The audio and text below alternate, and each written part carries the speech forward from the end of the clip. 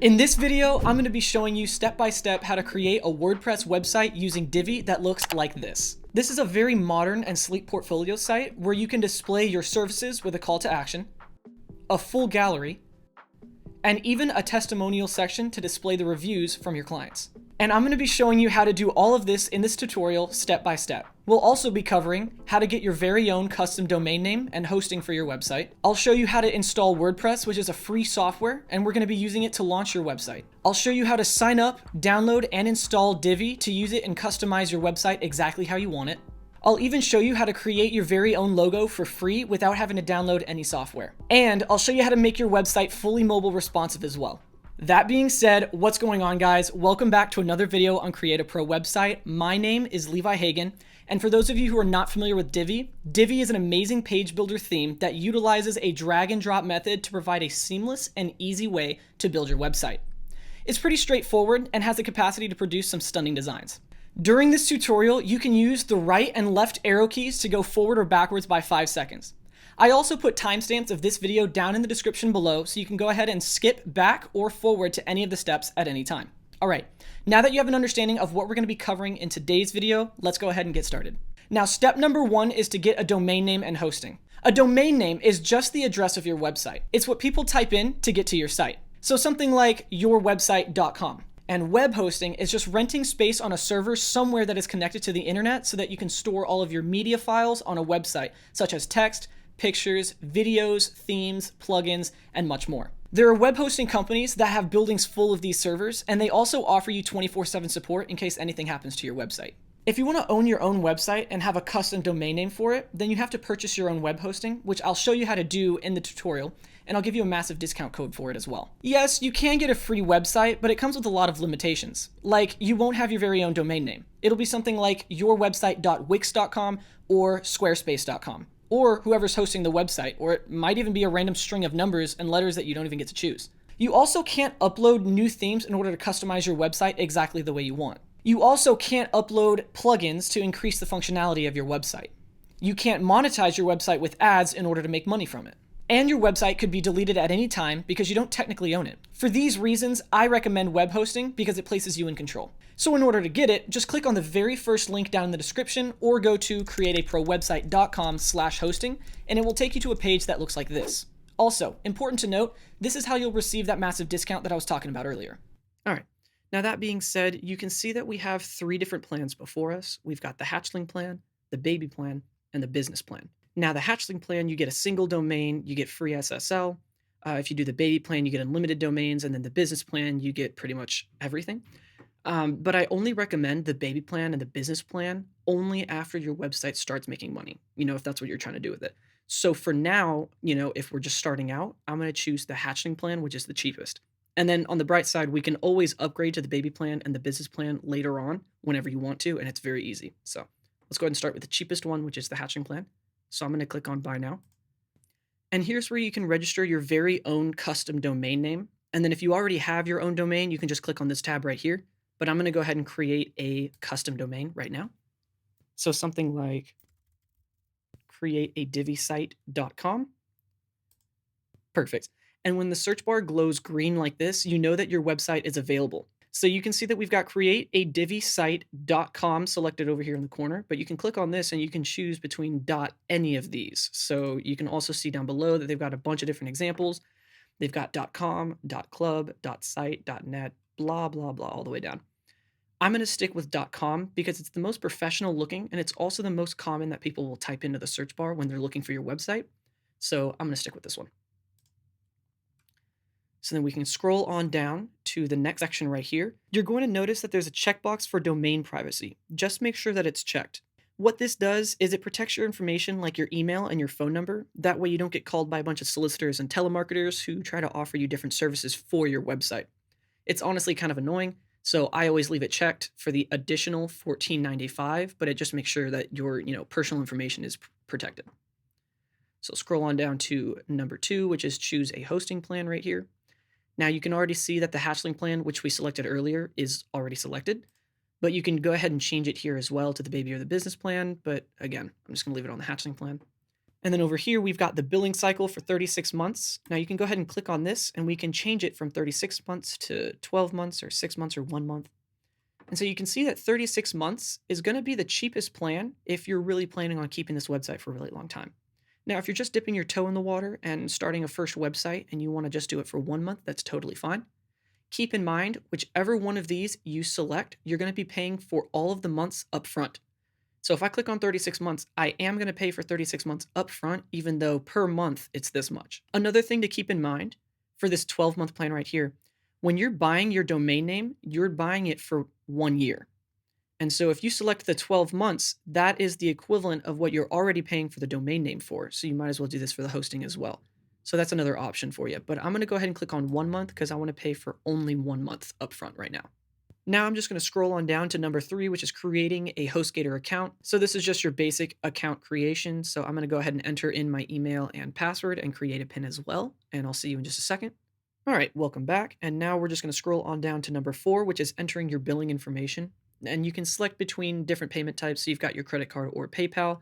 I'm going to go ahead and use the credit card. So I will see you guys in just a second while I insert my billing information. All right, welcome back. So let's go ahead and scroll on down to the next section for add additional services. And what you're going to want to do is actually uncheck both site security, the site lock essentials, and then also the backup your hard work. Because I've got videos on the channel that show you how to do both for free, and I'll put those links down in the description below. So we're just going to leave them unchecked, and let's go ahead and scroll on down to the next section. Now you scroll down and you'll see the coupon code right here that says Create a Pro Website. So make sure that it says that, because it will give you the massive discount that I was talking about earlier. And again, this is my affiliate link, so I do receive a commission whenever you use it, but it also saves you money on your website. So it's a win-win. All right, so now we can just scroll on down to review order details, and we can take a look at everything here. So $29 for your first website is not too bad. And so we can see the domain registration for 1 year, like I mentioned earlier, went from $17.99 down to $4.99. So that's pretty good. And then you've got the hatchling plan for 1 month went from $10 down to $7. And then the hosting add-ons is a one-time fee of $14.95. And this right here is the domain privacy protection. So this is that one-time charge that's going to be protecting your email and phone number from solicitors and stuff. And then other than that, we've got to just scroll down, click on the checkbox right here to agree to HostGator's terms of service cancellation and privacy policy, and click checkout now.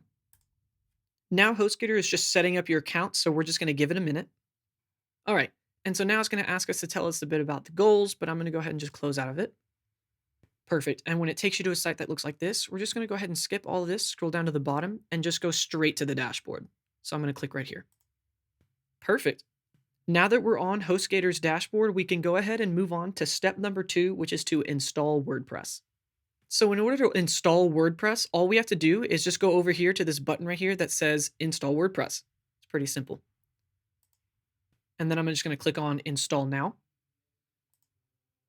Okay, so first up, it's going to ask you to choose a version that you want to install. So just make sure that you're on the newest version, as you can see, but we're already on the newest version, so we're good to go there. So 553. And then you get to choose your installation URL, which is where you're installing WordPress to. And so just make sure that the new domain that you just created is selected, just in case you have multiple, but it's going to automatically select it if it's your first website. All right, so then we're going to go ahead and scroll on down to site settings. And this is where you get to change your site name and site description. And so what the site name and site description are is, for example, if I were to just open up a new tab and type in Apple. So the site title is going to be this blue hyperlink right here. And then the site description is going to be this little bit of text down below. So let's go ahead and change that now. So the site name, I'm going to change from my blog to, and then the site description, I'm going to go ahead and change to something like, perfect. Now, a little tip that I want to share with you guys, a lot of people actually take advantage of the site description in a good way. And so you've got the site title here, and then for their description, they actually write something like a hook or something interesting rather than just saying what the website is, and it kind of draws the reader's attention in. So sometimes you can use the site description to your advantage. Anyways, let's go ahead and scroll on down to the admin account. And so this is where you're going to actually create the login for the back end of your website. So let's go ahead and create an admin username. So I'm going to switch it from admin to my name. And then for the password, I'm going to go ahead and type in my very own password. All right. And then for the admin email, this is kind of important. You want to make sure that the admin email is the same email that you use to log into your HostGator account. Okay, perfect. So then we can scroll on down a little bit more and we'll see choose language, and you can select a different language here, but I speak English, so I'm just going to leave it like that. All right. And so it gives you the option to select some plugins to go ahead and install alongside WordPress, but we're going to go ahead and skip this step as well as advanced options. And we're going to skip selecting a theme because I'm going to show you how to download your own theme and your own plugins later on. So we're just going to go ahead and skip down to the bottom and click on install. All right, and it's just going to take a second to submit the data and download WordPress. So I'll see you guys in a little bit. All right, welcome back. So it looks like it's already done downloading. So congratulations, the software was installed successfully, and that is WordPress. And so now it's going to show us right here the administrative URL, which is actually just the domain name we created /wp-admin. And so this right here is incredibly important to remember. So either just memorize it, which is pretty easy. It's just your domain.com/wp-admin. Or what you can do is go ahead and copy paste this into a new tab and just create a bookmark. But this is how you're going to log in and update your website every time. So it's crucial that you remember this URL. So let's go ahead and take the admin URL and open it up in a new tab. All right. If you get taken to a page that says your site doesn't exist or that your connection is not private like this, it just means that your website needs to propagate first. And what that means is that HostGator now has to send out your new domain name that you just registered across the entire world to let every server know in the world that your new domain name now exists and it's live. So this can take anywhere from 30 minutes to an hour. Sometimes it takes only a few minutes, but then sometimes it can take up to an entire day as well. So just keep refreshing the page to check on its progress. And once it takes you to a page that looks like this, you know that you can now log in. All right, now that we have our login screen for WordPress, we can go ahead and move on to step number 3, which is to install and activate Divi's theme. It's incredibly easy, so let me show you how to do it. Now I've placed a link in the description to make things easier on you. You can open it on a new tab, or you can type in createaprowebsite.com/Divi, and this will take you to the Elegant Themes landing page using my affiliate link. I do receive a commission for providing this link, but for the sake of providing easy access, I'm extending this affiliate link to you. So first, go ahead and click on pricing. All right, and then after clicking on pricing, you can see here that I actually have a Cyber Monday sale going on, even though today's Tuesday, and it's on for the next 27 days. So I'm going to go ahead and click on get the deal before it's gone, and it's going to take me down to the very bottom of the page here. So between the two plans that we have for Divi, you've got the yearly access right here, which is normally $89 a month. And then you have the lifetime access, which is usually around $249 a month. So it looks like it's actually a pretty good deal right now. But if this is the website that you think you'll own for a very long time, you can go ahead and choose the lifetime access. But for now, I'm just going to go ahead and choose the yearly access. So I'm going to go ahead and go down to the bottom and click sign up today. And this is where you just create an account using Elegant Themes, which is where you get Divi from. So I'm going to go ahead and create the account right now, and I'll see you guys in just a second. All right, welcome back. So now I went ahead and created an account and put in all my personal information. So now I'm just going to go ahead and click on check to agree to our terms of service. And then this is just a personal decision, but I'm going to go ahead and uncheck this box for getting email updates. But again, that's just a personal choice. So now we're just going to click on complete registration. All right, so after agreeing to the terms and creating an account, it'll show you the two different Divi themes that you can use. You've got the Divi Builder plugin and then also just the regular Divi theme. And then if you scroll down, let me close that out. If you scroll down, you'll see a bunch of other apps that you can get along with Divi, but we're going to skip past all of these and we're just going to download the Divi Builder theme. So from here, between these two, I'm going to go ahead and choose the purple one for Divi theme because it includes the Divi Builder right here. So I'm just going to click on login to download and I'm going to log in.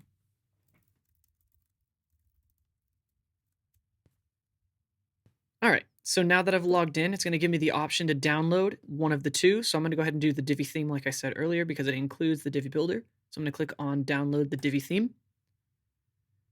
All right, so now you'll see that a zip folder just downloaded to my computer. So we're going to go ahead and take this and upload it into our website.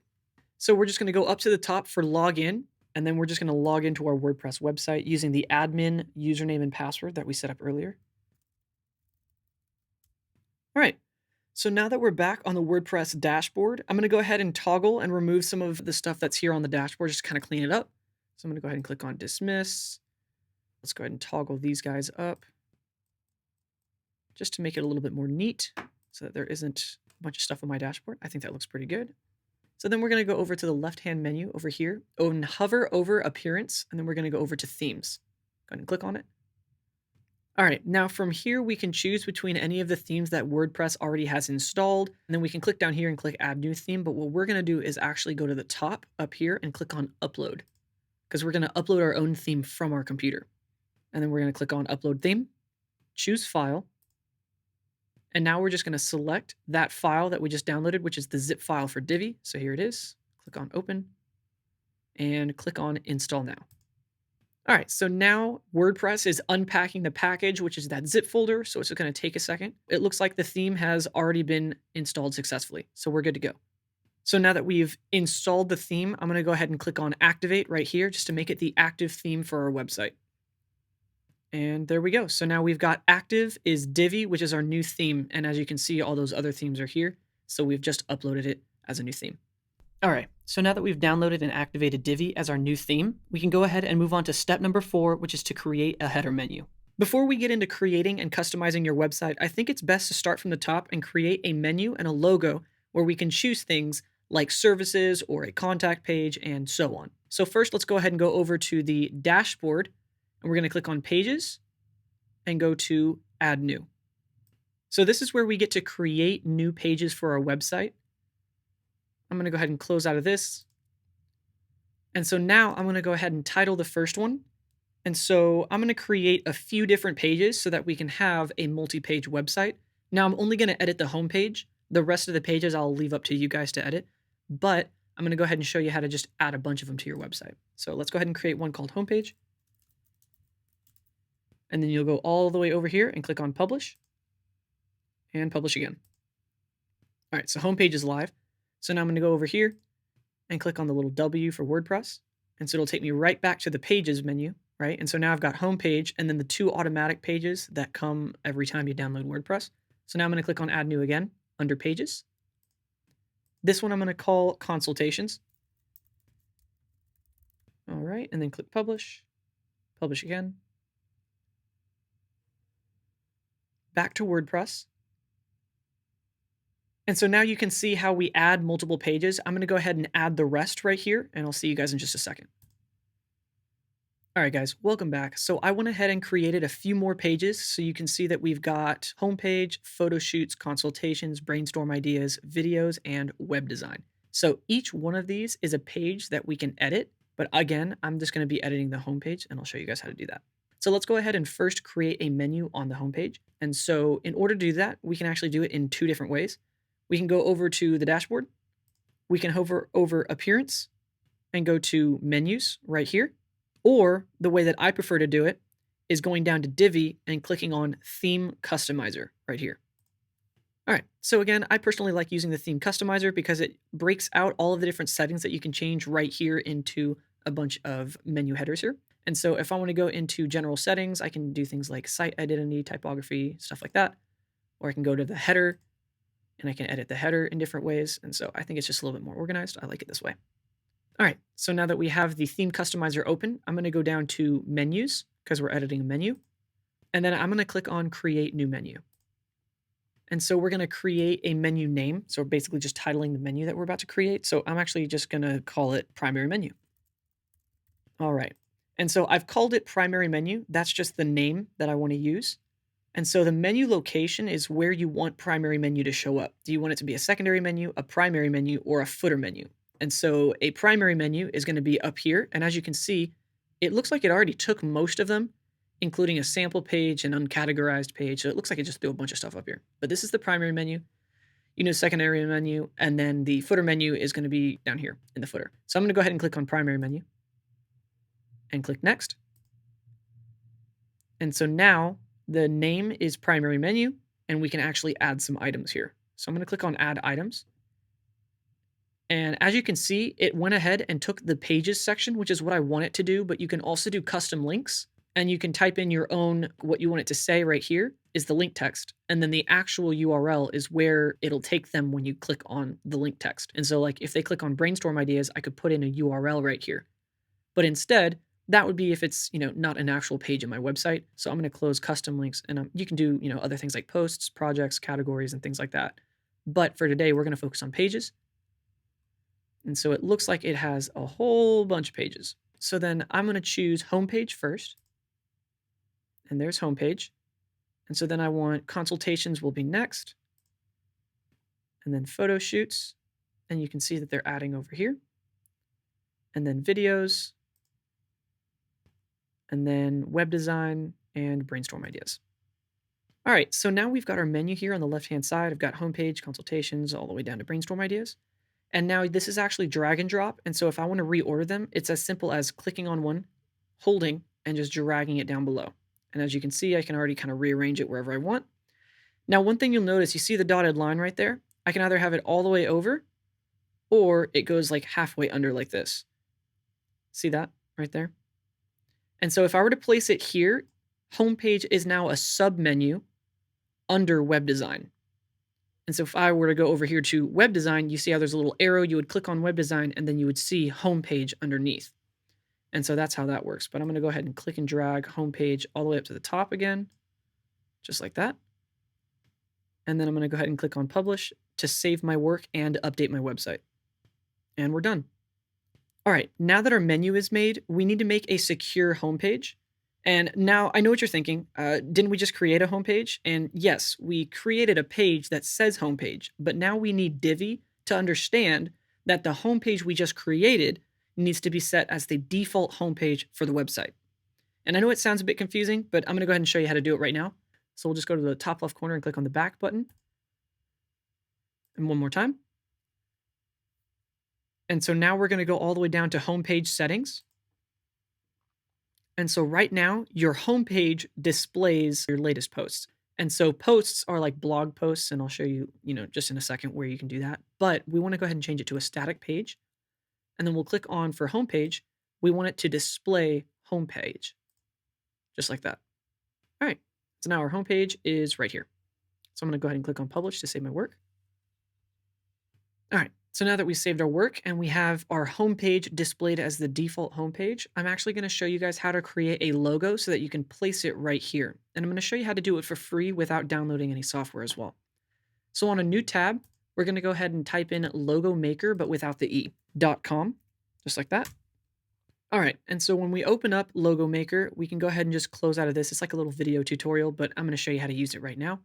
So this is Logo Maker. It's a free logo maker that you can use. I use it all the time and I really like it. So on the left over here, you've got just some basic functions. So if I click on the text part, it'll just open up some text and I can type whatever I want into it. I'm going to hit the trash can to delete it. And then if I want to go to shapes, I can slide over and I can choose just a basic shape right here. So if I wanted a square, for instance, and now I've got a square. Over here on the right side, we've got color. And so I could change the color of the square if I want to. I can change it to red or yellow or green, whatever I want to do. So I'm going to delete that one. But instead of using just the basic text or like a random shape like that, I'm actually going to go up to the top here and you can search from over 1 million different graphics to place into your website. And so for instance, if I wanted to search something like a camera, it'll show me just a bunch of different cameras here that I could use. And some of them get kind of detailed and some of them are just, pretty plain like this. Or I could search like a dog, if you're making like a dog website. And you got a bunch of like dog icons. And there's millions and millions. And if you look right over here on the slider, there's just so many that you can go through. And it's going to take forever to load. So I'm going to go back to Canvas. And so for the website that we're going to be creating, it's going to be a portfolio kind of photography, web design kind of website. So I'm going to go ahead and find a camera that I really like. So you can search camera. But I already have the number saved. If you go up to the little icon right here, the little I for information, you can actually copy the number if you ever want to save like which specific, unit number the logo was. And so I already have it saved. And so here's mine. It's like that. And there's my logo right there. So I'm going to go ahead and click on it. You can click and drag and move your icon around wherever you want it to be. You can click on the corner right here and you can make it a different size if you want. I think, that size looks fine. You can rotate it like this. But I'm going to go ahead and undo that. You can also do different colors like this. You can do a different opacity if you want it to be, not all the way there. But I'm going to go ahead and go all the way and I want it black right now. And so then I'm going to go ahead and click on the text right here. And then you can click and drag this icon to move it around. So I'm going to put it here, and I'll type something like Levi Hagen. Actually, I'm going to do Levi in the first one, and then let me do another one because I want different fonts. And so then I'm going to resize this to where it's just the size of the text. Same for this one. Just like that. And so from here, you can go up to the top. So first I need to highlight it. So you can go up to the top and you can choose first a category of font. And so you can do 3D, decorative, funny, handwriting, or simple and modern, which this is the one that I use pretty much all the time. And then you can click out of that category different fonts that you want. And so these are all simple and modern fonts, just very, plain. And that's how I like it. And I'm actually just going to use Roboto. And so then you can go over to the setting right here. And you can change the basic, text settings. So you can do line width, line height, letter spacing. So you can make it wider if you want, which I'm not going to do that. And then I'm going to go up to bold it, just like that. And I think that looks good. I'm going to go ahead and make it a little bit bigger. And I'm going to make it black to match the logo. Same with Hagen. So let's make it black. And I'm also going to make it all caps.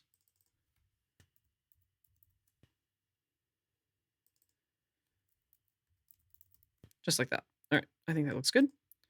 And so now you see that when I hover over, I can actually hover and highlight the box like this. And so if I were to click and drag, I can just move whichever one I want. And then if I want to hover over two, you can actually click and just highlight like this. And then now I can move both of these as a unit. But then the second that I click away from it, I can move individual again. So that's kind of handy. So I'm going to put that one right there. And then I'm going to put Hagen right underneath it. I'm actually going to make Hagen just a little bit bigger as well. Just like that. All right. I'm going to center both of them. So I centered Hagen on Levi. And so now I'm going to highlight both and move them as a unit. Now, once you have the box highlighted like this, you can actually use your arrow keys and you can move them around by small increments, which is also very helpful.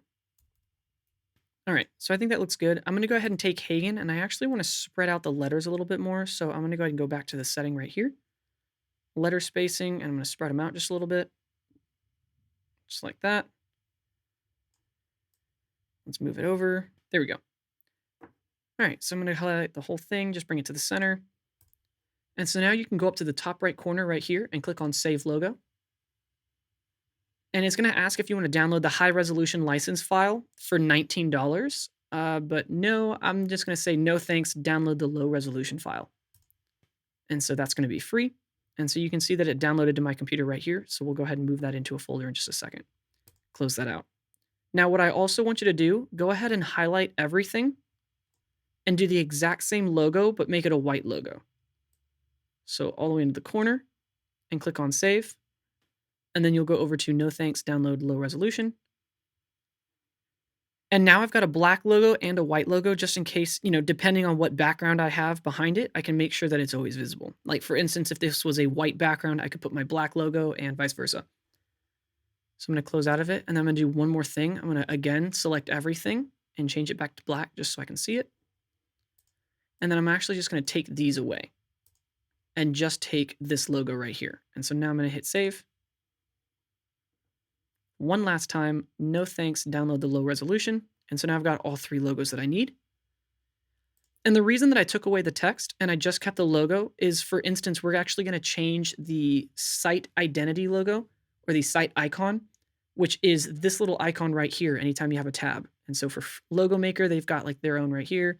Elegant Themes has got like the asterisk. And then like HostGator has their little alligator. And so now we're going to take the logo right here and we're actually going to put it into the site icon right now. So let's go ahead and go back to our website. And we're going to go ahead and click on the back button right here because we're already in the Divi customizer. So we're going to go to General Settings, Site Identity.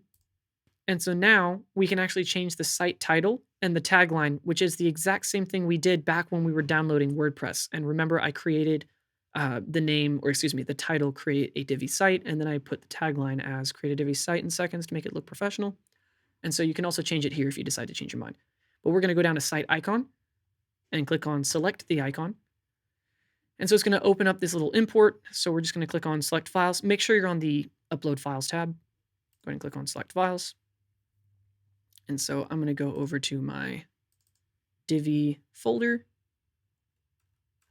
And so here's my logos. I've got the black one. I actually created a white one off screen. And then I've got both of my logos right here, white and black. And so for the icon, we're going to go ahead and take this one. Now you can use the white one just in case, you wanted to have a white one, but I like the black one, especially on like a white background like this. So click open. It'll ask if you want to crop it in a second. So from here, just make sure that it's checked and click on select. And so here's the cropping.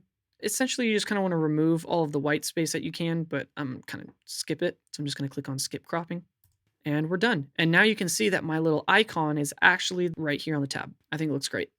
So I'm going to click on publish to save my work and we're done. All right, so now that we've created our header menu right here, let's go ahead and insert our own logo as well. And we just did the icon up here. So this is the final step. So we're going to go ahead and go back to the dashboard by clicking on the X button here.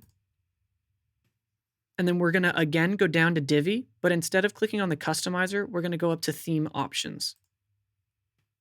All right, so we've got things like our default colors and things like that, a lot of different settings that we can change, but we're just going to go right here to logo, which is up on top. And we're going to click on upload. And so this is the media library. So just make sure you're on the upload files tab and go to select files. And now we're going to select the logo that we created. And so here it is right here. Click on open and set as logo. All right, so let's go ahead and make sure that we click on save changes. You're going to notice that I save my changes very often because there's nothing more frustrating than making a whole bunch of different changes to your website and spending a really long time on it and then accidentally closing out, or something happens like the internet goes out or the power goes out and then you lost all those changes. So I like saving my changes a lot. All right, and so now if we go and hover over the name of our website, which is Create a Divi Site, we can actually click on Visit Site and we can take a look at what it looks like right now. And so I'm actually going to open it up on a new tab just like this. And so now we've got our logo right here. And then we have our homepage, consultations, and our menu right here. And then we also have our site icon. I think it's looking pretty professional. All right, guys. So next up, we have step number 5, which is customizing your website. Now we can go right into actually editing the website using Divi Builder. So I'm going to go ahead and click on the X right here to go back to the dashboard. All right, so now that we're in the dashboard, we can hover over our website name and go to Visit Site, which I'm going to open on a new tab. And so this is our homepage. So now I want to go ahead and edit this homepage. So I'm going to go over to Enable Visual Builder. All right, and so the first thing it's going to ask is if you want like a small little tutorial, but I'm going to show you how to use Divi Builder completely. So we're going to go ahead and skip this. So just start building. Perfect. And so right here, we've got 3 different options. We can use build from scratch. Then we can choose a pre-made layout if we wanted to go into Divi's library and use a template for their web page, or we can clone an existing page. And so from here, I'm going to go over to use a pre-made layout. So from here, you can see that we have a bunch of different layouts that we can choose from. If you hover your mouse over, you can actually see that it will automatically scroll through and give you a little preview of what it is. But you can also click on it, and then you can scroll through yourself just to go a little bit faster. And so we can take a look. This website actually looks pretty cool. And it's got a bunch of different pages that we can go ahead and download. So right now we're on the landing page, but we can go to the home page. And this is their coffee house. We can go to the about page and look at their about us. I think it looks pretty cool. Let's click the back button. You can choose a different one and take a look at it. You can actually click on View a Live Demo and it'll open up a new tab and show you this page, but just on a new tab, which is kind of cool. I'm not going to do that right now. So I'm actually going to select a specific layout that I already chose in advance, which I really like. So I'm going to type in fitness and I'm going to scroll down and use this one right here, which is the fitness gym landing page. All right. And then for this page, I'm going to use the landing page as my home page because I actually liked it better than the home page. So this is what the page looks like. Here's the about page, or we've got like their home page, which I didn't think looked anywhere near as cool as the landing page. So I'm going to use this one. So I'm going to click on use this layout. And so right here, we're actually going to have to go back to our Elegant Themes Divi account, and we're going to have to pull our API key, which is special to your account. So the way you do that is you go up to the Elegant Themes tab that we were on. And since you're already logged in, you can just go over to My Account, which is right here, and go to Account Details. And so from here, you'll just scroll down and click on API keys. But because the API key is special to your own account, I'm going to go ahead and skip this part. And so you'll just click here and we'll copy paste it into our website. And so now that we've copied our API key, which was pretty simple, you just click on the API key and then you can click on it and copy it. We'll just go up back to our website, clicking on this tab, and we can type in our username and the API key, which I'm going to paste right here. And we click on submit. Now Divi is downloading that pre-made loadout, and so we're going to have it in our website in just a little bit. So I'll see you guys in just a moment. And all right, so it looks like the template downloaded just fine, and I really like how it looks. So let's just take a quick peek at the whole website. So scrolling down, we can see they've got like the top part, they've got like a join now, some featured programs, testimonials, and then a Divi Nation, which obviously Divi is, the website builder that we're using. So this is obviously a template. All right, so now we're just going to go to the very bottom and make sure that you click on those three dots, which I already have. And so I'm just going to click on save to save my work. All right, guys. So the first thing that I want to do is go through the entire template and switch out all of the colors for my default colors that we did at the very beginning of the video. So first, we're just going to scroll down and we can already see some orange right here and right here. So let's go ahead and switch that now. So with my mouse hovering over, I'm going to go ahead and go to the gear icon, click on edit. Then I'm going to go to the design tab. And then under the button, which actually that's probably a border. So let's go ahead and check that. Or it might be a box shadow. So let's go down to box shadow. And yep, it's a box shadow. So right here, as you can see. And then I'm just going to change it to my blue color.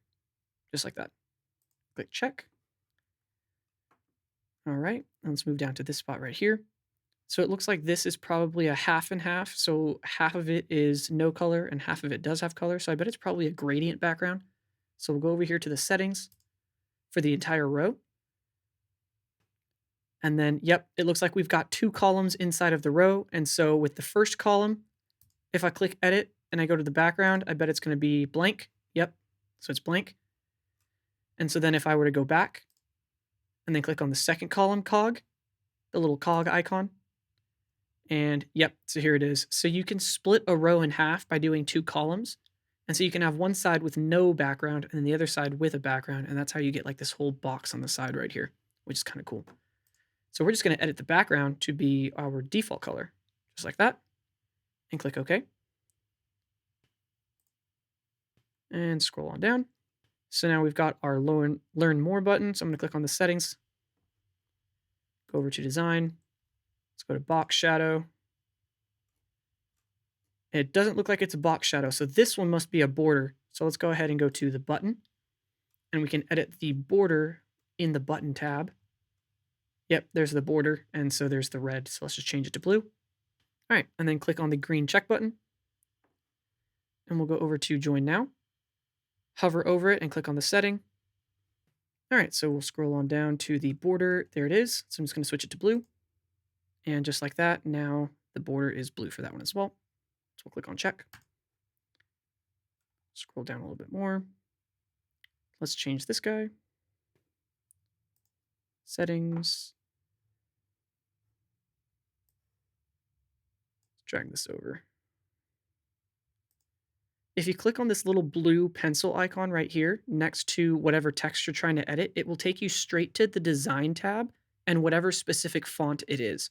So for instance, right now, if I try editing font heading 1 and I change the color, so let's say heading text color and I change it to blue, it's not going to do anything because this is heading number 2, not heading number 1, as you can see.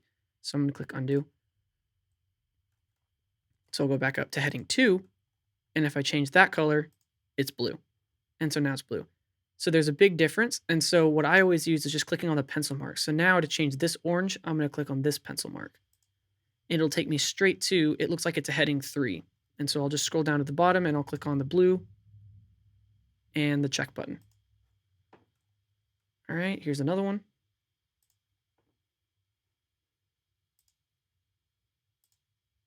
I think that's going to be a border, actually. Or excuse me, a shadow, because it's on the bottom. And then click on the blue and the check mark. All right. Let's see what's going on with this one. Actually, this whole section, I'm not even going to use. So this one right here, this whole join now spot, I'm going to go ahead and go up to the blue. And I'm just going to delete. And that'll delete that section. So now we're down in the featured program section. And so we'll click the little cog, design tab, and let's go to the box shadow and change it to blue. And that changes the bottom to blue. And just so you guys understand, for that box shadow right there, to make it look like an underline rather than an actual shadow, if I were to change the spread, that obviously makes it thicker, right? But I'm going to change it back down to 1. If you change the blur, that's what makes it look more fuzzy, like an actual shadow. But if you change the blur down to 0, it's going to just basically be a line. And so that's how they did that. And then I bet they chose the bottom. Yeah, it's down there. And then they changed the vertical position right there down to, or up to a 2. So that's how they do it. And click check. So we'll scroll down. We can change the background of this guy to blue, and we'll go down to background, and we'll just change it to blue. And we can change the background of this one to be the same gray that we've been using for the whole website. So instead of text, we'll just go down to background. I know it's a subtle change, but it's good to have continuity all the way through the website, so it's really important.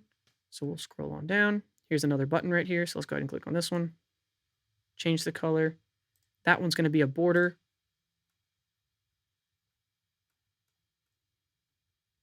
Change it to blue. Check. And as you can see, it's now blue. Let's change this guy. So we'll actually hover over and go to the little blue icon right here, the little pencil icon, and it'll show me what kind of text it is, which it looks like it's a header 2. So then I'll change the text color. Click on check. We'll edit the button right here. Go to design, down to box shadow, and change the color to blue. And finally down here in their Divi Nation, we can go to the background of this guy first. Close text, go down to background, change it to blue, check. And then we can actually change the background here, which it looks like it's going to be the second column of this row. And so, yep, here's column number 2. We'll click on the settings right there and go to background. And let's change that to blue as well. And so I'm actually going to edit this blue, and I'm going to change the opacity to be just down a little bit. So it's more of like a background, and then both of my boxes kind of pop out a little bit more. So something like that. I like that. And we'll click on the checkbox one more time. And then we'll go down to the bottom right corner, and let's click on save just to make sure that we save our work and update it to the website. All right, so now that we made sure that the same blue color as the accent color is consistent all the way throughout the website, let's go ahead and go back up to the top, and we'll edit the top first. So looking at the top, I'm going to go ahead and take out this dotted line by clicking on the delete icon. And I'm actually going to take out the row as well. And so now I want to edit this text back here in the back corner. It says gym. So I'm going to go ahead and click on edit. And you saw how I hovered over the actual gym until I could find the gray square. So let me do that one more time here. So I hover over the gym until I can find the module right there, which it looks like someone put a giant negative padding in there. So if I go to settings and change the actual text from gym to Hagen, or whatever your name is. And then from there, you can also go to design, and it's going to be a filter. Remember, filters are how you can kind of change things like a picture. You can add hue, saturation, brightness, contrast. But down below, they actually just blurred what is just basic text. So just like that. So I'm just going to take the blur, and they had it at 5. I'm going to have it at 4. I think that's pretty good. And click on Save Changes. And so I've got my name in the background here. So now I'm going to change their title section here. So I'm going to hover over and go to the settings. And so for the text settings, I'm going to go ahead and move this over. And so now we're editing the title. So I'm going to change bigger, faster, and stronger to the three things that I would be offering on this portfolio site. And so I'm kind of putting together like a photography, web design, and videography website. But of course, you can do whatever you need to do for like whatever your business might be. And so I'll put something like photography here. And then something like, so I've got photography, videography, web design. And then for the title,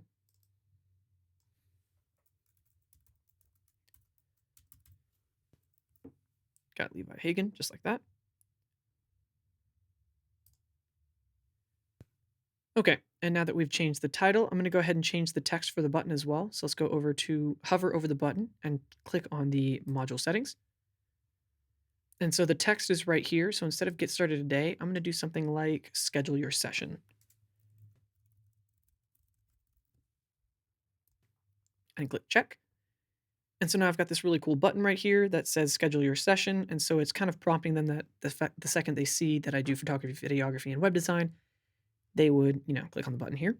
So now I can go ahead and click right here on the module settings for this part right here. And then we can edit the text here. So it'll be something like 1234 Divi Street. And I'm just going to change this to Austin, Texas. Just like that. All right.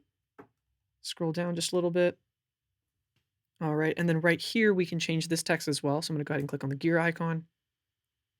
And in the body, I'm going to go ahead and tell them something like, let's talk ideas. And then I'll type out a little description right here. So I'll see you guys in just a second. So I went ahead and typed out the rest of the description right here. So I'm going to go ahead and click on the green checkbox. And then from here, I'm going to go ahead and click on save, just so that I can save my work. Perfect. All right, so now we're going to go ahead and move on down just a little bit more because we're still editing kind of the content of this first page right here. So I'm going to go ahead and edit this contact form. And so the way that they put this contact form in here, Divi actually already has their own contact form that makes it really easy to just insert. So for instance, if I wanted to duplicate this, all I have to do is click on the plus button to add a new module right below it. And I can literally just type in contact right here. And so there's a contact form. Super easy. And so it automatically gives you a name, email address, and message box. And as you can see in the content tab, we've actually got all three right here. So I've got name, email, and message. Now I can always go down to add new field, and I can add whatever field I want.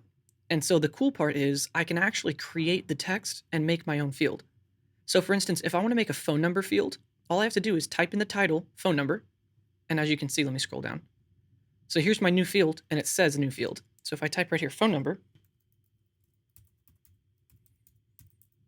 just like that, let's go ahead and put a space as well. The reason I'm doing all caps is because, it's the same as up here. And so if I type in phone number, it pops up right here. Now the field ID is just a unique identifier for this field. And so what would be unique is just saying it's phone number because you're not going to have a second phone number field. So I'm going to go ahead and do that right now. All right, so I've got the field ID and the title and its phone number. And so now I can actually edit what people can put into this field by closing the text option and go into field options right here. And so under field options, I can change the type of this field. And so basically what it's optimized for. So if I change it from an input field, which can take anything, to an email field, it'll specifically look for a something at something.com. Or I can do a text area, which is just text, checkboxes, which is kind of cool, or radio buttons, which is where you select one. Checkboxes, you can select multiple. And then I can also do a drop down and then have multiple options underneath it. So I'm going to go ahead and do an input field because it's a phone number and I need to put numbers in there. Now, input field takes anything, so I can, first of all, give them either a minimum length or a maximum length. Like I only want, 9 characters or 10 characters, depending on how long your phone number is. I can do allow symbols. So here, I'm actually going to change it to numbers only, but you can do letters only or alphanumeric. So I'm going to do numbers. And now it's a phone number field, so they can only put numbers in. And the last one right here under field options is required field. And so essentially, if they were to fill out this form but skip the phone number and click on submit, is it going to tell them to come back and do this or not? And so if I say yes, it'll highlight this box in red and be like, hey, this is a required field. Come back and fill this out before you can click on submit. So I'm going to say yes because I want a phone number. And so going down a little bit farther, you can do conditional logic, which I rarely do, but you can click on enable, and then you can do a bunch of different options here. And I'd recommend playing around with conditional logic because it's kind of fun. And then you can place a link. So if they click on it, it'll go somewhere, but you hardly ever do that. You actually want them to click and type in. And then you can change the background here. So it'll change this background to, something like a color, just like this, which the background only you can see right here, but the background is all the way behind this. And so I, again, hardly ever do a background on this guy. So I'm going to go ahead and remove it, or just hit the reset, just like that. You can also do the same thing for any background. You can do the gradient, image, or video, but I'm going to leave it the way it is.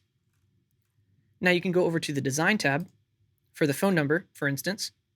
And again, you can hover over and go to the blue icon right here and click on edit. It'll actually let you edit that specific field rather than editing everything. And so that's kind of cool. And so field background color. So if I wanted to make it black, now the background of the actual light gray turned to black, which is interesting. Or you can do clear. And so now it's kind of similar to these guys right here. So I'm actually going to leave it clear because I want to show you how they did this one. So they made the background clear. The text is just all caps and black, or it's like a dark gray. And so if you want to change the text color, you can just change it right here. So I'll choose our set black color that we use for our default colors. You can do a focus text color. And so let's do blue. And so I believe that's when you hover over it. It's not going to do it right now because we're in Builder, but I'm actually just going to leave that. So I'm just going to reset it. All right. And then you can change the font weight, which is like bold. So stuff like that. I'm going to leave it. All your font styles. You can center the text if you want. I'm going to leave it on the left because that's what they did. It looks like their letter spacing is just a little bit more than mine. And so let's go up by 1 or 2 pixels. Something like that. Yep. Now they obviously have a different font here compared to mine, but you can always change it later. You can add a text shadow if you want. So this is a shadow behind the text, or you can do a box shadow, which is down here. And a box shadow is what's behind the actual whole field, like that. But I'm not going to do that. Now it looks like they've got a line underneath, which is a box shadow. And they changed the blur down to 0, so it looks like a line rather than being blurry, like a shadow. So let's try this one. Or maybe it's just below. There it is. That's the one. And so from here, let's do the blur down to 0. There's my bottom line. We can change the spread strength. Let's try going down first. Yep, looks like that's the right way. A nice thin line, just like them. And then they actually made the color white. So just like that. And then I'm going to go ahead and edit this color because it looks like they probably changed the opacity as well. Just like that. I'm going to click on the check button.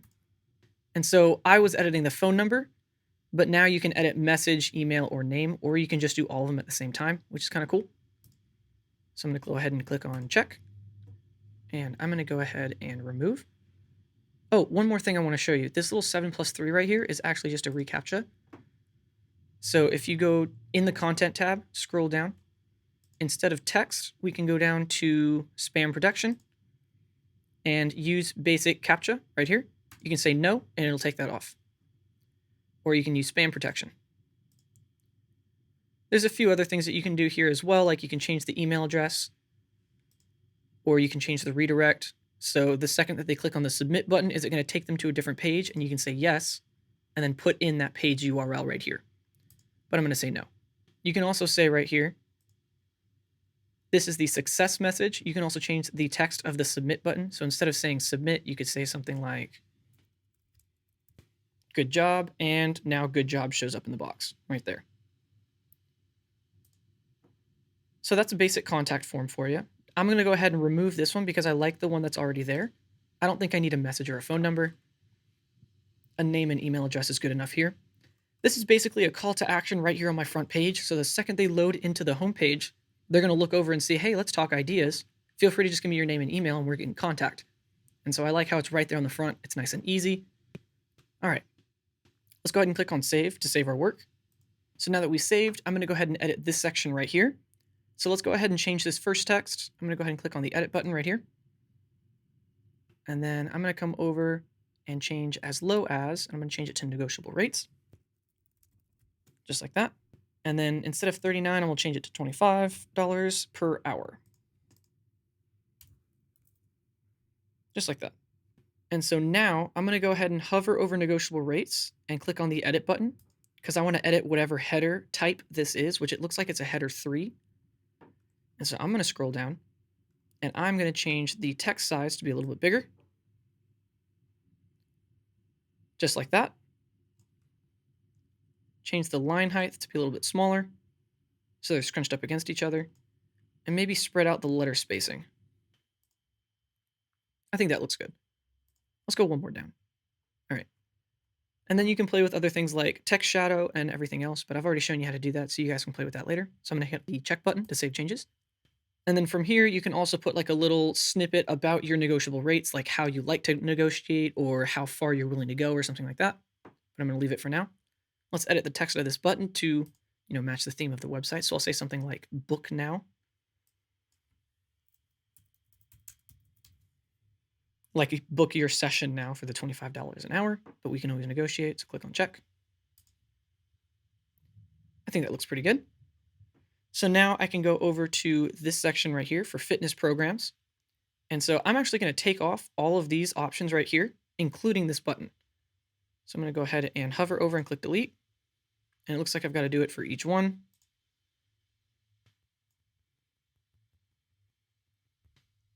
I'm going to edit this text right here to say something like, what are you looking for? And this will be a small little menu to have a few buttons for them to click on. So I'm going to change fitness programs to, what are you looking for? And click on check. Actually, I want to change it to center. And I think I'm going to make it just a little bit bigger. So let's go to design. First, let's go to content and see what type it is. So it is a heading 2 right here. So I can either hover over and click on the blue icon right here, or I can go to design, heading text, and click on heading 2. And now I'm going to be editing the same thing as if I had just clicked on that blue icon right there. And so now I'm going to go down here and change the text size, go up a little bit, something like that. That grabs their attention. I like that. Click on the check button to save. So now I'm going to insert 3 different icons down below. And so we can go pull those icons from the Logo Maker website that I was talking about earlier. But for now, I'm going to go ahead and add the 3 sections. So I'm going to click add another module. And then I'm going to type in image. So now that I've got one image here, I'm actually going to click on the check button because I want to insert 3. So I'm going to hover over it and duplicate it 2 more times. So click on the duplicate icon right next to the setting icon. Duplicate, and one more time. So it did just make my title screen a lot bigger, but when we insert the images that are a little bit smaller, it'll work just fine. So now let's go ahead and edit those images in Logo Maker. So I'm going to go up to a new tab. So type in on a new tab, Logo Maker. Remember to forget the e.com, enter. While that's loading, what I want to put here is 3 menu options. One is for a photo shoot, the second will be for a video, and then the third one will be for web design. And I want to have 3 options of what I provide right here in my portfolio website. So we're going to create 3 different logos that they can click on. So I'm going to click on create new design because our old logo is right there. And again, it's going to give you the video tutorial. It does it pretty much every time. So let's search something for design.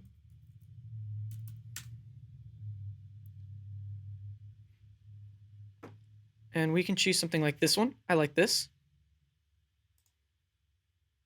So I'm going to click on it. I'm going to move it up just a little bit. And I like how it looks. So now I'm just going to insert some text and say something like web design. Just like that. Change it to black.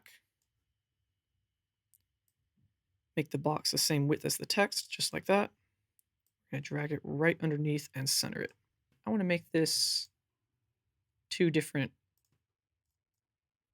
So I'm going to do this. Perfect. So I'm going to go ahead and click on the save button and say, no thanks, I'll download the low resolution file. And so I went ahead and downloaded it to my computer, so that's good. Now I'm going to create one for photo shoots. So I'm going to go ahead and highlight everything and click on delete. And let's go ahead and pull a camera image. So I'll choose something like this one right here, just nice and simple.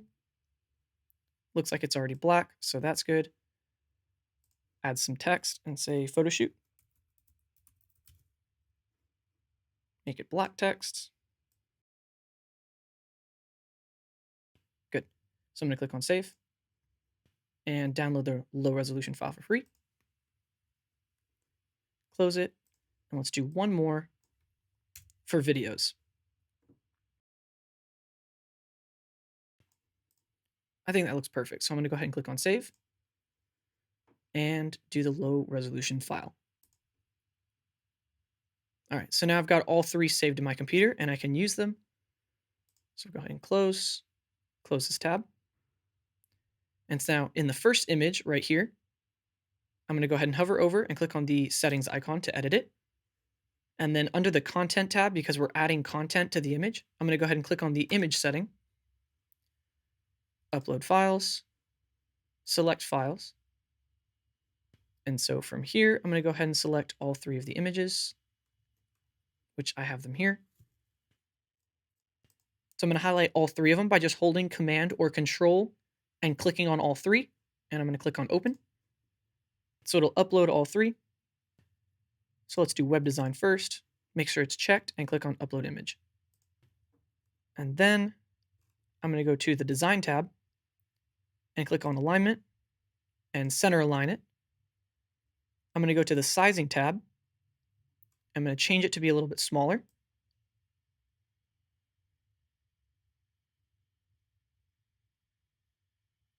I think that's a good size right there. So 135 pixels. And I think it looks great. So I'm going to go ahead and click on the check button right here. Let's go ahead and do the next one. So I'll hover over and click on the Setting tab. Click on Image. We'll take Photo Shoot next. Click Upload Image. And so again, we're going to go to the Design tab. Alignment is going to be center. Then we'll go to the Sizing tab. And we'll make sure that the height matches web design.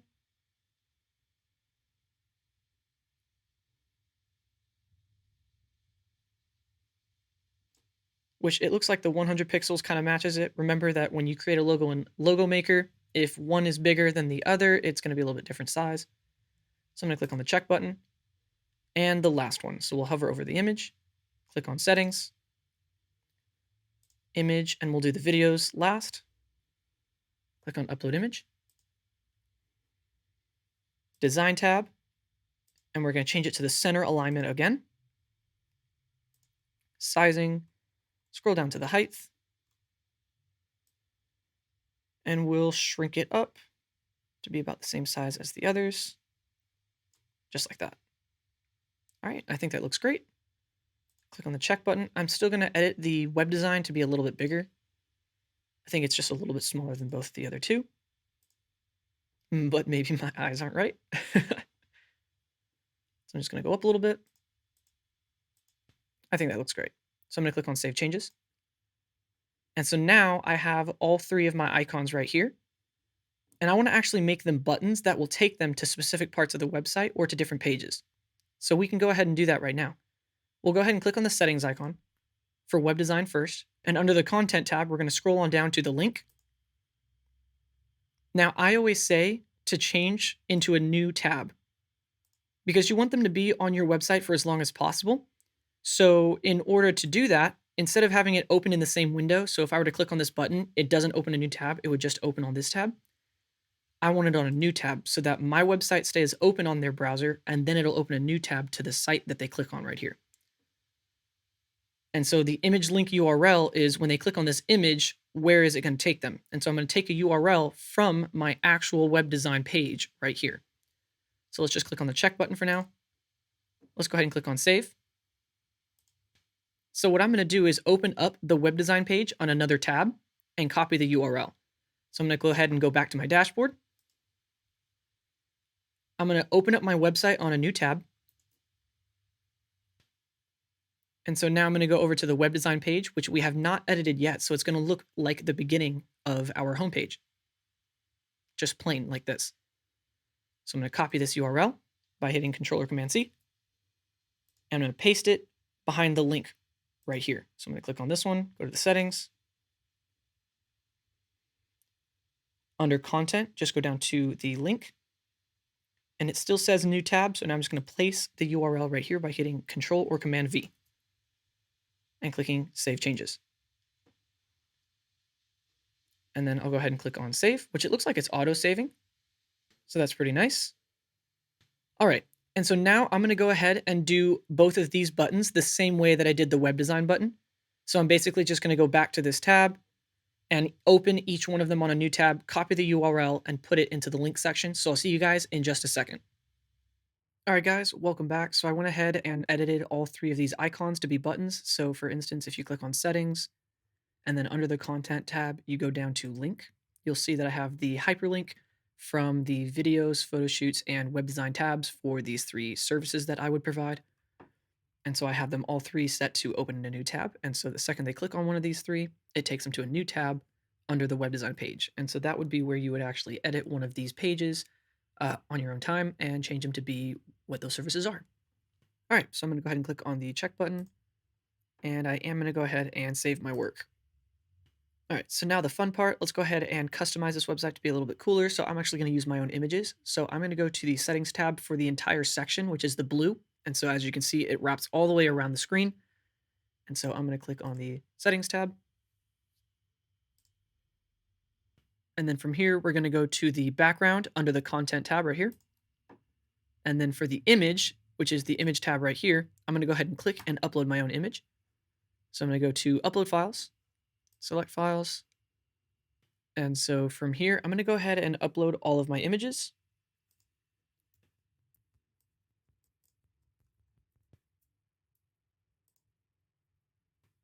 And now it's going to take a second to upload all of my images. So I'm just going to wait a second here.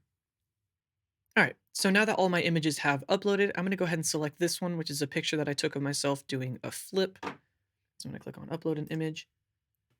And that's that. So now I've got a background image. Now I'm going to go ahead and edit kind of where it's standing. So I'm going to scroll down. And so the background image size is under cover, which is good. But it looks like the background image position is top right. So I'm going to change it to center. Just like that. And then for image repeat, I'm going to leave no repeat, which if I said repeat, it would look like tiles. But because I have it under cover, you're not going to see the tiles unless I selected something else. So I'm going to say no repeat. Background image blend, we're not going to deal with that right now. So now under the content tab, I'm going to go back to background. And this time I'm going to edit the actual gradient because they've got a gradient overlay, just like I showed you at the beginning of the video. And so they did place the gradient above the background image, so that's good. Looks like they've got the start position and the end position almost at the ends, but this one's like 90%. So I'm going to change this to be actually kind of a blue color. So let's do this. I'm going to change it to blue, just to kind of match the whole theme of the website. Change the opacity down a little bit. Maybe a little bit more gray. Actually, it's a little bit more white. I think that's fine. And then for this color, we can do the dark gray color, but we'll change this opacity way down. That's a little too white. I actually like the darkness, so we'll do that. Let's change the direction. Well, it looks like it's a radial, so I'm actually going to do a linear, just like that. And then I'm going to change the direction. Anytime you want to see the actual direction a little bit more clear, you can bring these two together. And you'll see a definite line. And so now I'm going to change the direction to a little bit more of a diagonal. I like that. And so now I'll change the start position to way over there and the end position to way over there. Maybe a little bit darker, like that. Yep, I think that looks good. I actually want a little bit more blue in the top. And now I'm going to change the blue color to be a little bit more blue. Kind of like that. I think that looks good. There we go. I wanted like darkness with like a tinge of blue. All right, so now I'm going to click on the check button to save my work. And I'm going to go to the bottom right corner and click on save. And so as of right now, I think it's looking pretty cool. We've got my name in the background. I've got my name in big letters here and the three things that I provide. We've got our, header menu up here and it looks pretty good, our logo and everything. And then when you scroll, the header menu stays in place and just shrinks up a little bit. And so I like that. We've got a little idea section where they can contact me about, content creation, phone number, and where I am. We've got the 3 services that I provide, as well as how much it's going to be. So they really get a lot of information just by looking at my homepage. Well, specifically the top of my homepage, just right here. So I do like that. One thing I want to do is for this column, I want to add a gradient, and I also want to add a gradient back here as well. So I'm going to go over to the row settings, because I bet you it's going to be the row with 3 individual columns, which yes, it is. And so I'm going to take column number 1, which is way over here, and edit the background. I have a gradient.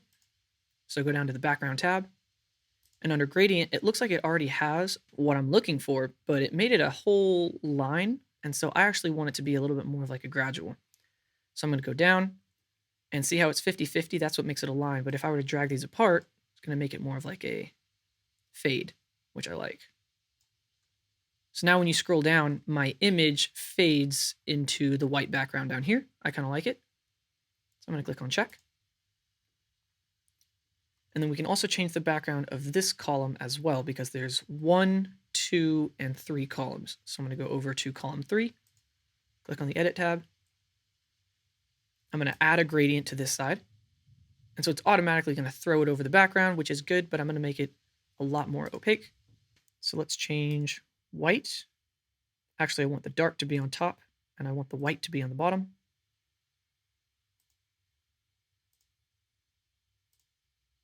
Just like that. So it kind of looks like it goes from the background up into my image. I'm going to do the same spread that I did on the other one, so 90.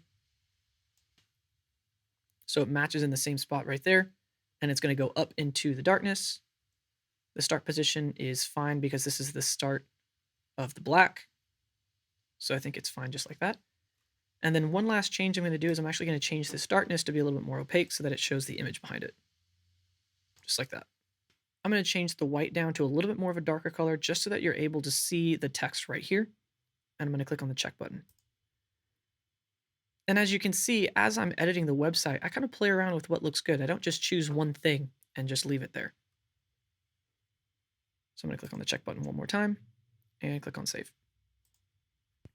Okay, so I think it looks pretty good up on top. So let's go ahead and scroll on down to the next section, which right now it's like a join our gym section, but I'm going to go ahead and customize this to be an about me section. So first things first, I'm actually going to delete this top part because I don't really need a number with an initiation fee. I already have my fee placed up on top, which of course could be anything, but I just chose 25 an hour. I'm going to also delete that dotted line. I think it's kind of pointless. So you can delete just the gray module, but then the green row would still be there. So I'm going to go to the green and delete the row. And it'll bring everything up just a little bit. And so now it's clean. I've just got one green section, one module here, and one section. So now let's go ahead and edit this guy right here. I'm going to click on the gray icon. I'm going to go ahead and take out the bottom paragraph.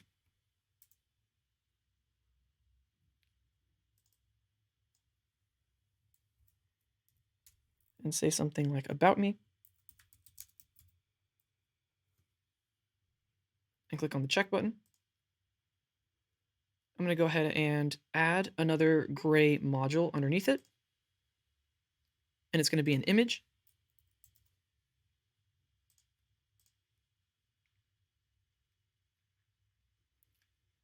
So now I'm going to add an image of me because it's an about me section. So I'm going to choose this one right here and click on upload image.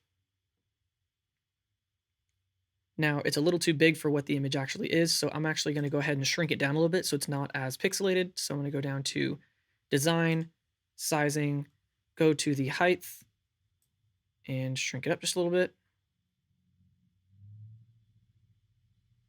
I think that looks fine. And now we're going to go ahead and scroll on up to the alignment right here. And I'm going to change it to center. And so now it's right underneath the About Me tab. I'm going to go ahead and scroll on down to the box shadow. Actually, I'm going to do a border instead. So I'm going to go down to the border tab. I'm going to add a bottom border. But of course, you can add a left side, a right side, or a top, or all the way around. I'm going to choose the bottom. The border width, I'm going to increase just a little bit. And so now you can see it. And I'm going to make sure that it's my default dark gray color, which it already is. And I'll scroll down just a little bit more just to give it a little bit of like an underline for my image. And I think that looks pretty good. I'm going to go ahead and click on the Save Changes. So now I've got an About Me title, an image right here. So let's go ahead and add an actual About Me section. So I'm going to go ahead and underneath the image, click on the gray Add New Module. And now I'm going to type in text.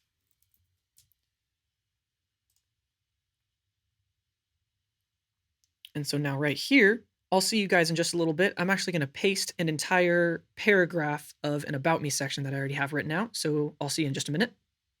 All right, welcome back. So I went ahead and pasted my own About Me section that I went ahead and typed out beforehand. So I'm going to go ahead and click on the check button right here. Let's go ahead and save our work. And so I'm actually going to edit this button right here and click on the Settings tab. And for the text for this button, I'm going to change it to something like Learn More. And click on Check. And so right here, this could be a button that you have as a separate About Me page, or it could go to like a consultation or a contact page if you wanted. So if they wanted to learn more about me for some reason, they could click on that button and get, an email or something like that. I think that looks pretty good. Let's go ahead and edit the background image because right now it's still got that gym membership kind of image in the back, along with what looks like a gradient. So I'm going to go ahead and go up to the Sections tab up here. Click on the gear icon. And for the background, you can see that whatever is blue means that they already have activated. So if it's gray, they don't have a video or a color, but they do have a gradient. And it's right here. And it looks like they've got white and clear. And then they do have an image as well. And so it's this guy right here. So I'm going to go ahead and change the image first to a picture of a train that I took right here. And click on Upload Image. And so now I've got that picture of the train in the background. And let's just make sure that it's cover and center. I like that. And so now we're going to go to the gradient. And let's edit the gradient a little bit. I actually want the image to be a little bit more prominent rather than a white background. So I'm going to go ahead and change this to be a gray background. And then for this color, let's change it to a white background. It's 180 degrees, so the gray is on top and the white is on the bottom. Let's actually switch them. So I'm going to change this one to white. And this one to dark. There we go. Now I'm going to change the opacity of both to be a little bit lighter. There we go. And then I'm going to scroll down and I'm going to check out. So it looks like they've got it from 0 to 100%. So I think that looks pretty good. I'm actually going to change the white to be a little bit brighter so that the black pops out a little bit more. So go back to Select Color. And for this white side, I'm going to edit it to be a little bit brighter. Just like that. And I actually do want the bottom to be a little bit darker. Maybe just a little bit more transparent. Just like that. I think that looks great. So I'm going to go ahead and click on the check button and then click on Save to save my work. All right. So now that we saved our work, I actually am going to edit this text to be white now. So I'm going to go ahead and click on the gear icon, go to the Design tab, and then under Text, I'm going to go down to Text Color. I'm going to change it to white. So we could do like a gray color or a white color, which pops a little bit more. I think that's good. So I'm going to click on Check. Now I'm actually going to add a little bit of space in between the image and the text. So I'm going to go ahead and use the margin by just hovering over the edge, and on the outside of the square, I'm going to drag down. Just like that. All right, so I think that looks pretty good. Let's actually add a little bit more of a darker background. So click on the Settings tab for the section, background, and then under the gradient,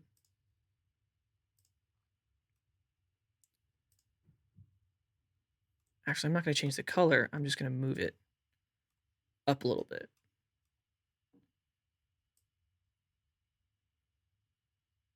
There it is.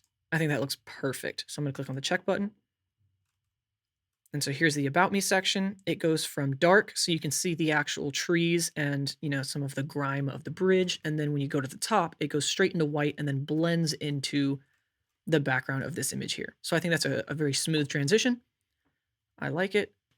So let's go ahead and change the text of the button to be white so that it pops off the background. So let's go back to design for the button. So I clicked on the gear icon, go to the design tab. Now under the button tab, you can change the color of the text. And so button text color, change it to white. Save changes, just like that. And then save our work. All right, so let's go ahead and scroll on down to the next section. So this is like their featured programs section. So they've got 2 rows, 1 row right here, and it looks like they've got 3 columns in it. And then they've got another row up here, and this row just has 2 columns. They left one of them blank so that it would provide space so that the text could be on the other side. So I think that looks cool. Let's go ahead and edit this text. I'm going to make this into a photo gallery section. So I'm going to go ahead and click on the module settings, and let's change this to something like photo gallery.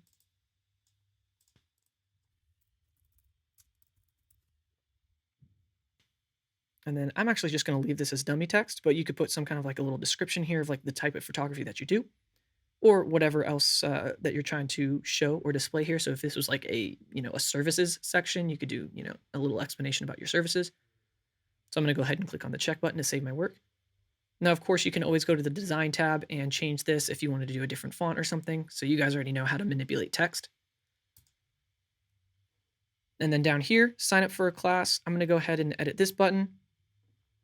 And the text is going to do something like book your own photo shoot. So this is like, I'm showing them the pictures that I do. And then I have an option right up top for them to go ahead and book a session.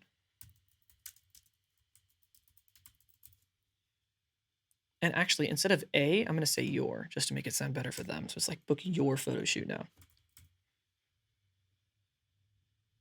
All right, click on the check button. So let's scroll on down. So now in this row right here, we've got 3 columns. So if I were to click on the settings tab right now, you'll see 3 columns, just like this, 1, 2, 3. So first of all, let's go ahead and delete everything in the columns because I want to insert pictures, not text boxes. So I'm going to delete this widget or module. Hover over this one and delete it. And this one. And the button. All right. And so now I've got 3, but I actually want to make it into 2. So I'm going to go up to the layout or the structure of my row. And instead of having 3 columns, I'm going to go back to 2. And so now I've got 1 and I've got 2, and it already has a little bit of like spacing above. So that's kind of cool. So now I'm going to click on add new module. Actually, first, let's go ahead and make the row the full width of the screen. So we're going to go to the settings tab for the row. Under design, we're going to go to sizing. And for right here, for max width and for width, we're going to change the 100% from 80. And then we're going to change the max width to the whole screen, just like that, all the way up. And so now if I click Save Changes, you'll see that the row takes up the entire space. And so each picture will take up half of the screen, and that's how I want it. So I'll go ahead and click on the Add New Module, and let's add an image. And now, as you can see, this image takes up half of the screen, which is what I wanted to, rather than only being cut right here. And so now I have an image. I'm going to go ahead and click on Save Changes. I'm going to hover over the image and duplicate it a few times. 1, 2, 3. And so now I've got 3 images down below. And now I can drag one over to this side. And so now I've got this cool offset kind of setup. So now I'm going to duplicate this one a few times. 1, 2. So now I have 3. So let's go ahead and do a third one. 3. And so now I've got a few images. Actually, I'm going to delete this one. We'll see how many we do. So now I'm going to insert some of my images just to show them off. So I'm going to go ahead and hit on the settings tab. Under image, under the content tab, which always opens up first, I'm going to go ahead and click on this one. And I'll start inserting some of my images here. Click on upload image. Check. Here, click on the gear icon. I'll do this one. Click on upload an image. Check. Edit this one. Let's use this one. Now I'll choose this one to be the other train.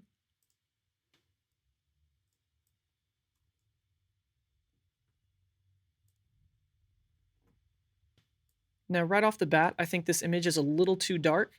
I'm going to go ahead and go to the Design tab, go down to Filters, and for this image, I can actually apply my own filter, so I'm just going to increase the brightness just a little bit. Just like that. And now it's going to be a little bit easier to see without someone having to turn up the brightness on their computer screen just to see this image. All right, and click on the check button. And you can do that for anything. So you can have, I can edit any of these pictures right here, but just go into the Filters tab, and I can change saturation, brightness, contrast, a whole bunch of different stuff. You can even blur it for fun if you wanted to. Make it look terrible. I'm going to leave it just like that and click on the Save Changes. Let's go ahead and edit this one as well. That looks pretty sweet. Click on the check button. Then I'm going to actually add one more picture because it looks like now there's just a bunch of blank space here because that was a vertical picture. So I'm going to go ahead and just duplicate this one. It's going to place the same picture right below it. And so now I can just change the picture by going to the Settings tab, click on the image that's already there, and insert my own image. And this is a picture of a friend of mine that I took. And click on Save Changes. I think that looks pretty cool. So now I've got this photo gallery section. So anytime they come into the website and they come down here, they'll see a bunch of images. And here's a little tip or a trick for you guys when you guys are doing like a portfolio website, in case you are interested in photography, always try and place the same images close together. So for instance, I've got my Hawaii pictures right here, and then I've got my 2 train pictures, and then I've got my friend. Now for this one, this is the same rain picture that I took. So I kind of keep them grouped together. So I think that looks pretty good. Let's go ahead and go down to the bottom corner and click on Save Our Work. All right, so let's go ahead and move on to the next section, which is the testimonial section. And so these right here are just 2 testimonial widgets. And so if I hover over the gray right here, you can go ahead and add as many as you want. So if I hover over and click on the duplicate button, now there's another one right below, and then I can just change the picture and the text. So for instance, I'll click on the gray gear icon right here, and I can go ahead and change the author to my name. I can scroll on down to the body text, and I can just highlight all of it by triple clicking and edit it to something like, this is a cool website. And then I can click on image right here, and I can replace the image with whatever I want. And so I'm going to put my image in there, and then I'm going to click on upload image. And just like that, clicking on the green Save Changes button, now I've got my own testimonial right here with my picture, name, and what I want to say. So I think that looks pretty good, but I'm going to go ahead and remove mine because I think it looks better just with 2 like that. All right, so let's go ahead and scroll on down to the next section, which is the contact section. So first, let's go ahead and insert our own image into the background. I also want to remove this blur text. I really only wanted it on the front page. So I'm going to go hover over the section that's over here and just delete it completely. All right, and so then I'm going to kind of come up a little bit, and I'm going to add a little bit more space above.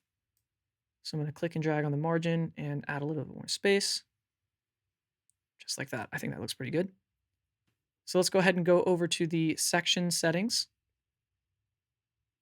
I'm going to add my own image into the background. It looks like they've got a gradient and a background, and I bet you it's radial because it looks like a circle. So if I click on the gradient, it is radial. Yep, and I think the radial looks fine. So I'm going to go back to the image, and I'll change it to another image that I took of some palm trees.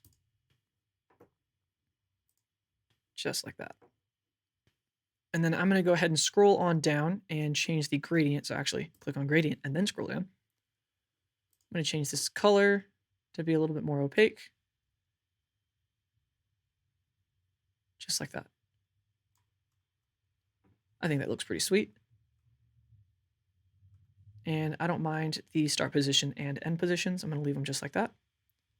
I'm going to go ahead and click on check to save my work.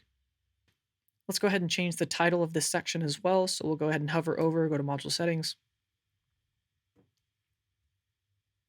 And under text, let's go ahead and change this first to contact me. And then I'm going to change this to something like schedule, create, inspire.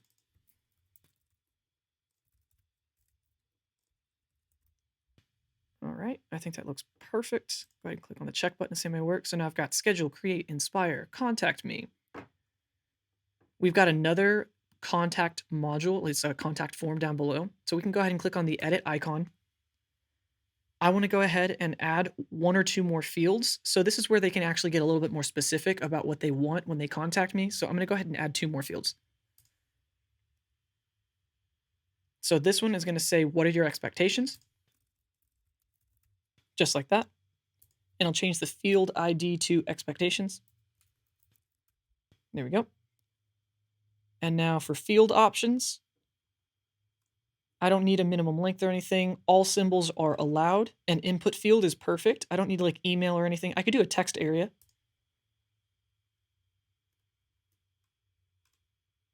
Is it a required field? Yes, I think I want it required because I want to know what their expectations are for their photo shoot or video shoot or what they're looking for web design. I need to know some details. So I'm going to leave it there. So click on the check button. It'll take me back to the contact form. So I'm going to go back up. I'm going to add another field. And so you see that the ID is what you see on the back end of the contact form. So when I put in expectations, even though the text is, what are your expectations? This says expectations. So let's actually edit that because it's going to bother me. I need to have a capital there. All right, click on check. So let's go ahead and add a new field by going up to the top, click on add new field. And so this one is going to say something like estimated number of subjects. Just like that.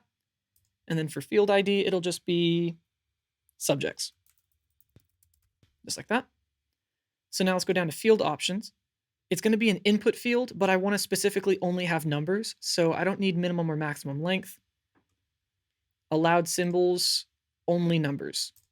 So now they can only insert a number, and I need it to be required because I need to know how many people will be in the pictures or the video or what we're going to be doing there. And then you can do conditional logic, links, or anything like that. But again, like I said, for contact forms, you really just want it to be pretty simple. So I'm going to click on the check button. For the contact form here, I'm going to change the email. And so if you don't know what this means, you can always click on the little information button, but this is the input email address. So this is where it's going to send to. And so I'm going to go ahead and click right here, and I'm going to type in my own personal email. And then you can change the message pattern as well. So you can put in some hard code where you can kind of type in like topic, message body, conclusion, and things like that. So you would put like message colon, and then you could insert, the bracket of code that would insert an actual intro or outro or something like that. So you can actually code the message, but I'm not going to get into that right now. It'll be fine if they just send me an email to this email. And again, you can do a redirect. So the second they hit the submit button, do you want it to send them to a separate page, like a thank you page or a confirmation page? I'm going to say no. It'll leave them on this page. When they hit submit, it'll just send me an email. You can do spam protection. So you can do, the basic CAPTCHA or, spam protection service. And then you can do the link, background, and admin label. Let's go ahead and click on the check button. And so now my contact form looks pretty full. I'm going to ask for their name and email address. Everything is required. I need a message, kind of what they're asking me to do, what they're expecting from it, and how many people I'm going to be doing it with.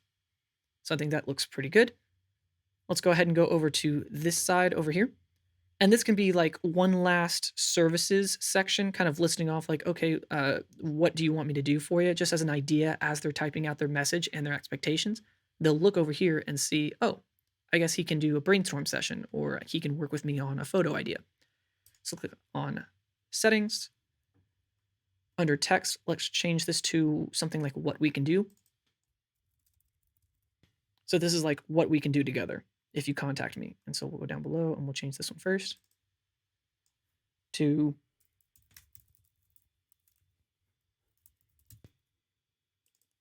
and then we can change the second one to, and then lastly,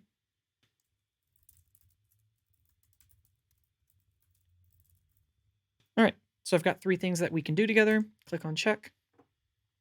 I think that looks pretty good. And then lastly, I can go down here and I can change this one as well. And so this is like a specific button straight for, the brainstorm ideas. And so for instance, I can open up brainstorm ideas on a new tab and take the URL, and then I can go into the button settings here, go to settings, and then under link for the button, I can take the link URL and I can paste brainstorm ideas as its own page and put it as the URL here. And so when they click on help me create, that'll say, help me create something. I need a brainstorm. And so then we'll go to the brainstorm page.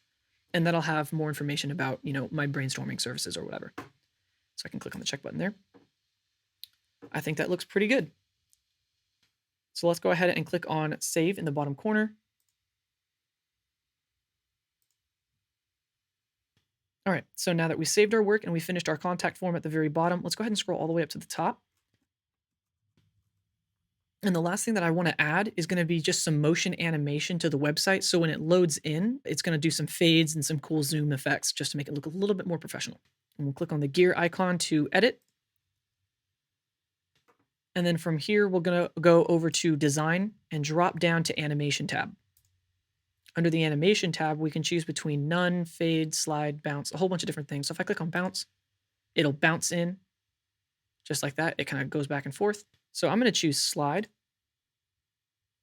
just like that because I think it looks pretty professional. I'll change the duration, which actually it's all the way up. So I kind of like that. So I'm going to go ahead and click on the check button. Now I'm also going to go over here and hover over the module that I have in the top corner and click on the gray. Module settings, go to design, all the way down to animation. And it looks like slide is already selected.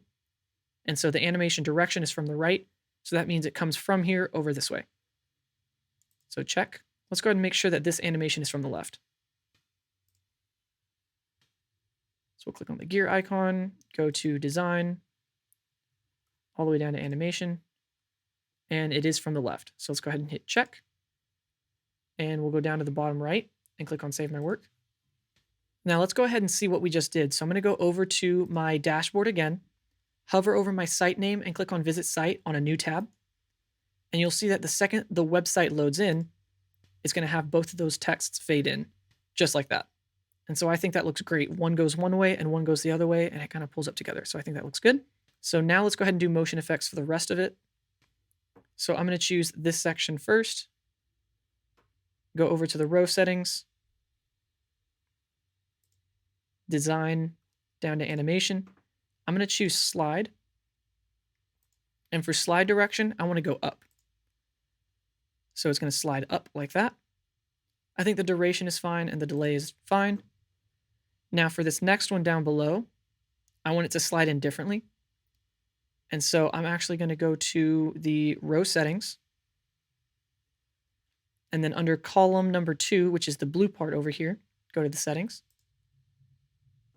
design, all the way down to animation again. Now I'm going to slide, and I want it to slide from up, or I want it to slide to, in that direction, up. The duration is fine, but I'm going to change the delay to be a few seconds behind. So let's go with 200 milliseconds. Actually, I'm going to go with 100 milliseconds. And so what this does is an animation delay does the exact same animation as this gray part, but this blue part is going to wait 100 milliseconds to go. So this one will come up first, and then the blue will come up second. And so I think it looks better when it's sequential rather than both of them coming up at the same time. And I'm actually going to increase it back to 200. I want to have a little bit more time. Just like that. And we'll click on the check button to save our work. So I'm going to go ahead and scroll on down to this next section right here. And for the what are you looking for part, I want these 3 to zoom in. So I'm going to go ahead and click on one of them, go to settings, design, and down to animation. And then I want it to zoom in from the center, just like that. I think that looks great. So we'll go ahead and hit check. We'll go to photo shoot for the second one. Click on these settings, design, down to animation again. We'll choose zoom. And this time, same duration, but let's change the animation delay to 200. Actually, let's change it to 100, and we'll do videos as 200. So we'll click on check. Let's do the last one, video, design, animation, zoom, and we'll change it to 200 delay and click on the check button. Let's go ahead and click on save. And now go and open it up on a new tab again, just to see what we did. So I'm going to go to our dashboard and click on visit site on a new tab. So now our title slides in from two directions. These two slide up. I think it looks pretty good. Scroll down, 1, 2, and 3. I like how it does that. So that looks good. Let's go ahead and edit this section over here. So I'm going to go ahead and close out. Back to our website editing. I want the negotiable rates and the 25 an hour to bounce. Now, you'll rarely see me use the bounce animation just because I think it looks a little cheesy in most ways, but when you're using it just to kind of put emphasis on a price, I think it looks okay. So under the design tab, we'll go down to animation, and instead of slide, we're going to choose bounce. And instead of that, we're going to change the direction to center. And so now it just bounces in place, which I think looks good. It's kind of putting emphasis on, hey, I've got negotiable rates. So I'm going to leave it like that. The duration is good. We don't need a delay or anything. So I'm going to click on check. And in the bottom right corner, let's click on save. So now let's go ahead and scroll on down to the next section. For About Me, I think I'm going to have the entire section just slide up as an animation. So I'm just going to go to the section itself up in the top corner. Click on the setting. Go to Design, all the way down to Animation. And we're going to click on slide. And instead of center, I want it to slide up. Just like that. Now I want it to slide up very slowly. Just like that. Now click check. So I think that one's going to be fine. Scroll all the way down. Photo gallery, I think everything looks good here. I don't think I'll add any motion effects to the pictures because it might get a little too much and a little dizzy, especially with having so many pictures there anyways. All right, and lastly, we've got the testimonial section.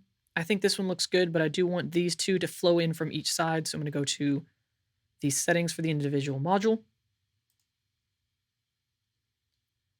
Go to the design tab, down to animation, and I want it to slide in from the left and go to the right. So I want direction is to the right. Just like that. Let's change the duration to 1,500.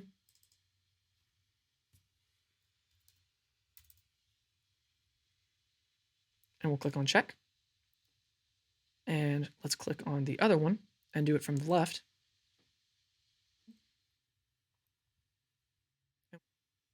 So we'll click on the design tab and go all the way down to animation. And we'll choose to slide in with left as the direction.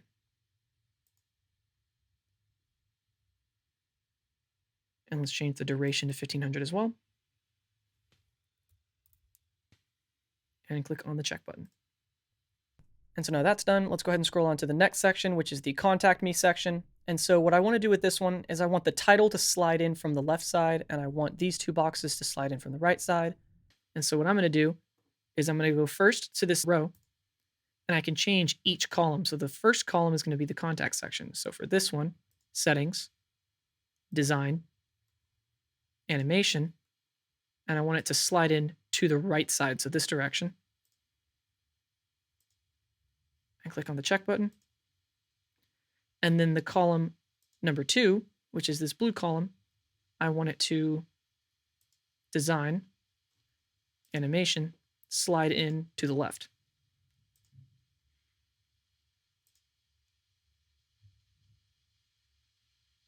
Click on Save Changes one more time. And then just the title can also come in from the left-hand side to the right-hand side. Design, animation, slide in from the left. Looks like it's already done, so we'll click on check. Go to the bottom right and click on save. And now we can open up the website on a new tab and we can preview our work. So let's go ahead and do that by going up to the other tab and opening our website up on a new tab. Actually, I'm going to do a new window. All right, look at that. So now we have our title that slides in from the left and right there. And this guy came up from the bottom. So as we scroll down just a little bit, we'll have these three pop in sequential.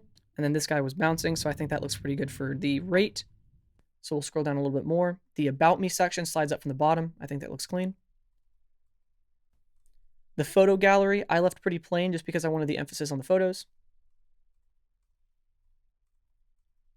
And then we pass over the testimonial section, and here is the contact section. And so everything slides in from left and right, and I think it looks fantastic. All right, so let's go ahead and go back into the visual builder.